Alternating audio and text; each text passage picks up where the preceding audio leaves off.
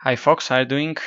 One of the greatest chess events we have every 2 years in the world is already going on in Tromsø, northern part of Norway. The Chess Olympiad 2014 is on, and we have very interesting games of chess ahead. Of course, thousands of players here from pretty much every country in the world battling on the board with an open and then women's section.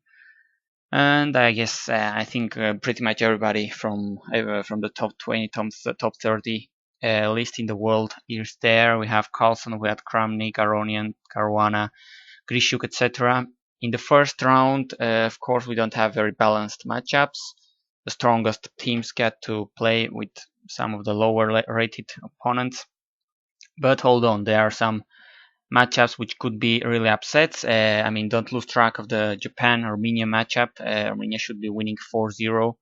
It's supposed to be that but Japanese players are holding their pieces against the Armenian masters, and they have even chances to win some games. I mean, there are some crazy games involving Sicilian, etc. Let's look at how they finish. So far, we have already seen to be finished is the one between Basil al-Souha, sorry for my bad pronunciation, with white pieces from Jordan, and Alexander Grischuk as black. And well, of course, Russia is the heavy favorite here in this Jordan-Russia matchup. Let's see what happened. Al-Souha, whatever, white played e4. We have an open Sicilian, c takes, and now white plays bishop c4. Of course, the absolutely main line is to take on d4 right away with the knight, and it's for a reason, I guess, because now black has very simple developing moves. First playing knight f6, attacking the pawn on e4. White went to play queen e2, defending the pawn, developing the queen. Okay, it's a way of playing, kind of trying to get out of the main line theory. Not sure if that's the recommended way to play against a almost 2800 GM like Grischuk, but okay, that's something. I think white was rated here 2150 or something like that, so not an amateur, but certainly nothing to be compared with somebody like Grischuk, who plays very simple moves, knight c6, just defending his pawns.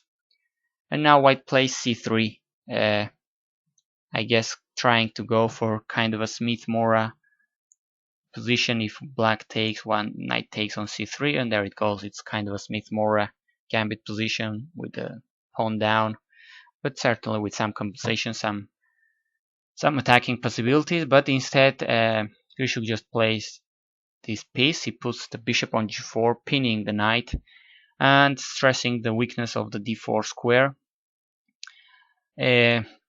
White takes on d4, which already can be considered a mistake, I think.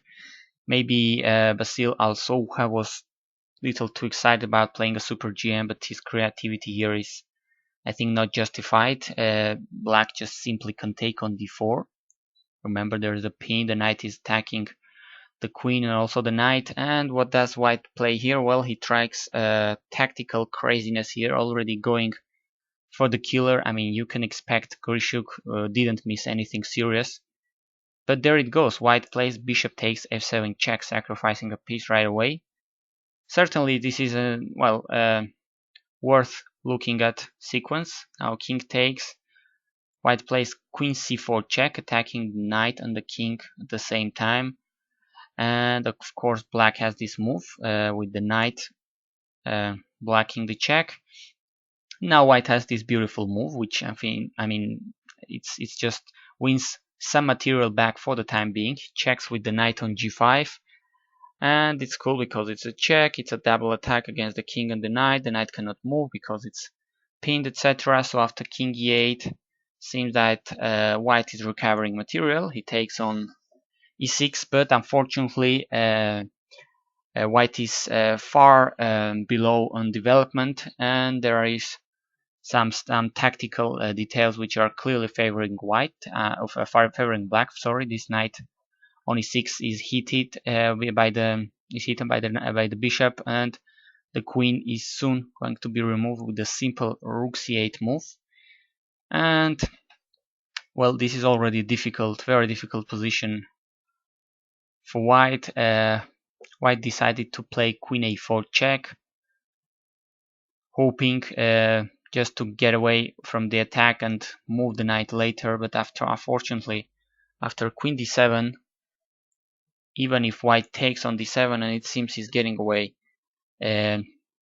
with the material equality, but Grischuk here takes with the knight, and still white has two pieces hanging here, the knight and the bishop on c1, which is basically one of the main points in the position here. Otherwise white would be absolutely okay. Of course, if black takes with the knight, there is no problem. Knight takes f8 with a check, and rook takes, and knight c3, no more bishop hanging, and white escapes without major damage here. But of course, after queen takes d7, much better is to take with the knight, and there is no taking with the knight. There is nothing white can do here. Two pieces hanging, so also white just takes a pawn for the piece at least. Bishop takes, and he plays knight d2. Oops, there it goes, knight d2, just protecting the bishop on c1. But after some simple moves, knight d5, f3, bishop goes back.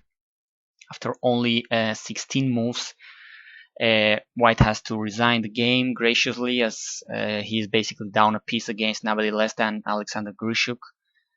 So there it goes, a quick start for the chess Olympiad for the Russian team. In fact, as expected. There it goes. Let's see if we have some upsets in the first round. See you around, and thanks for watching.